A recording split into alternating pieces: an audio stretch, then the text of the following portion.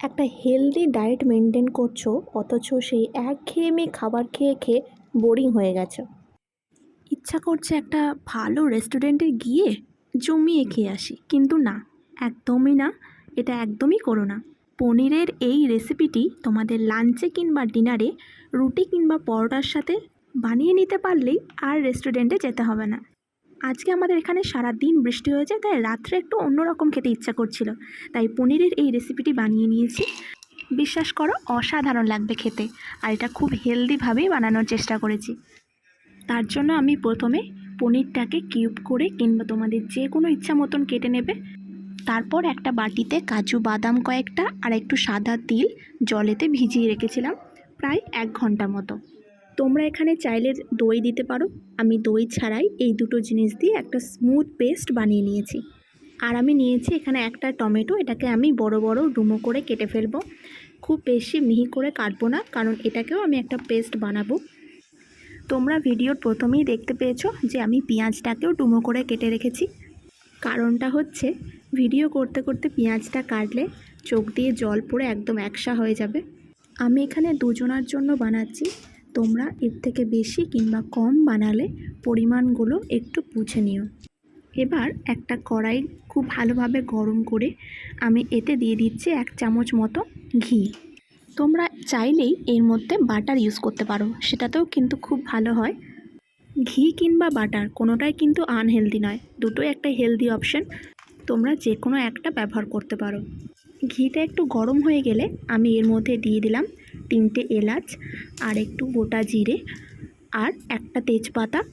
খুব ভালোভাবে হালকা আঁচে, যাতে মশলাটা পুড়ে না যায় সেরকমভাবে একটু নেড়ে নেব। তারপর আমি এতে দিয়ে দিয়েছি একটা শুকনো লঙ্কা।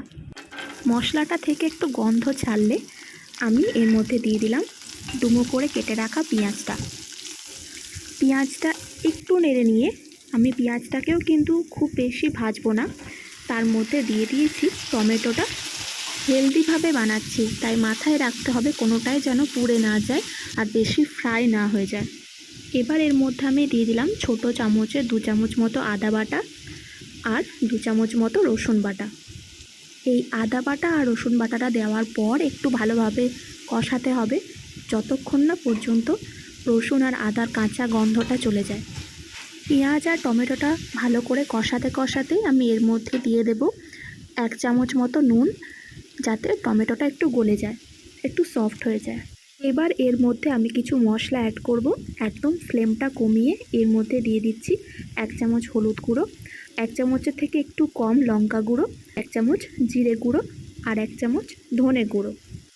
সমস্ত মশলাটাকে হালকা আঁচে ভালোভাবে একটু কষিয়ে নেব। এর মধ্যে কিন্তু কোনো রকম জল ব্যবহার করছি না। একটু ঢাকা দিয়ে দেব, যাতে সমস্ত কিছু একটু সফট হয়ে যায়, একটু নরম হয়ে যায়। 2 মিনিট পর আমি ঢাকাটা খুলে দেখলাম মশলাটা একটু ড্রাই হয়ে গেছে। এইভাবেই শুকনো অবস্থাতেই রাখতে হবে, এখানে কিন্তু কোনো রকম জল আমি দেব না। আমার মশলাটা প্রায় কষানো হয়ে গেছে, আমি গ্যাসটাকে অফ করে রেখেছি।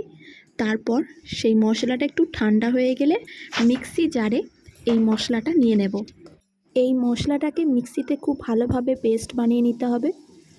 পেস্ট করার পর মশলাটা ঠিক এরকম দেখতে হবে।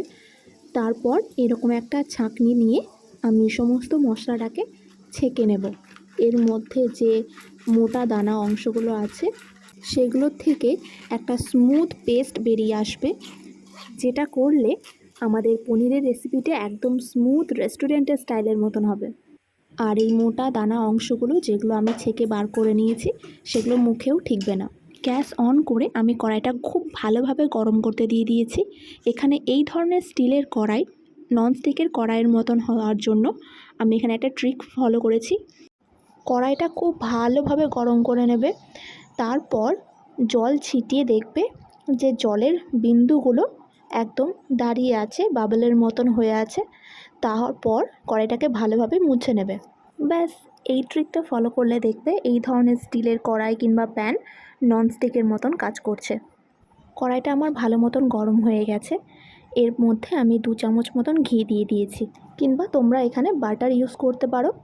ঘিয়ের মধ্যে একটু হলুদ আর একটু লঙ্কার গুঁড়ো দিয়ে আমি পনিরগুলোকে একটু হালকা ভেজে নেব। হেলদি করার জন্য কিন্তু পনিরগুলোকে খুব বেশি ভাজতে যাবে না। মাথায় রাখবে হেলদিভাবে বানাচ্ছি, তাই পনিরটাকে কোনোভাবেই পোড়ালে চলবে না। এখানে দেখতেই পাচ্ছ পনিরটাকে আমি হালকাভাবে ভেজে নিয়েছি। এবার এর মধ্যে আমি ওই যে মশলার পেস্টটা বানিয়ে রেখেছিলাম সেটা দিয়ে দেব।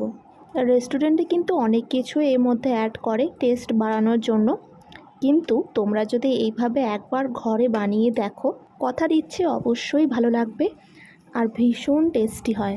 মশলাটা হালকা আঁচে আস্তে আস্তে কষাতে হবে।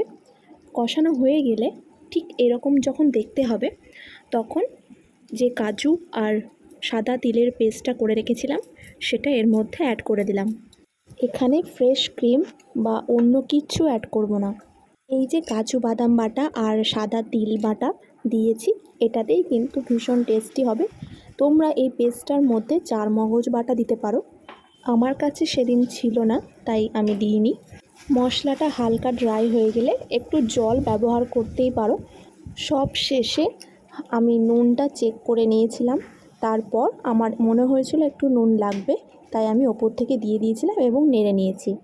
বাস, আবার কি, এবার নামিয়ে নেব গরম গরম। আমাদের হেলদি শাহি পনির একদম রেডি অ্যান্ড সার্ভড। ওই যে কাজু বাদাম পেস্টটা একটু সামান্য রেখে দিয়েছিলাম, সেটা একটু উপর থেকে ছড়িয়ে দিয়েছি। বাস, একদম পুরো রেস্টুরেন্ট স্টাইলে দেখতে লাগছে, তাই না? কমেন্টে জানিও কেমন হয়েছে। আর তোমরা অবশ্যই এটা বাড়িতে ট্রাই করো, হেলদি খাবার খাও, ভালো থাকো, সুস্থ থাকো। আমি আমার ব্লগে এইরকম হেলদি রেসিপি শেয়ার করতেই থাকি, আর সেগুলো দেখতে হলে আমার চ্যানেলটাকে সাবস্ক্রাইব করে রাখতে হবে আর বেল আইকনটাকে হিট করে রাখতে হবে। আমি রান্নাটা করে নেওয়ার পর দুটো রুটিও করে নিয়েছিলাম। আমরা আমাদের ডিনারটা এনজয় করি, আর তোমরাও ভিডিওটা ভালো লাগলে একটা লাইক করে দিও। আজকের মতন টাটা অ্যান্ড গুড নাইট।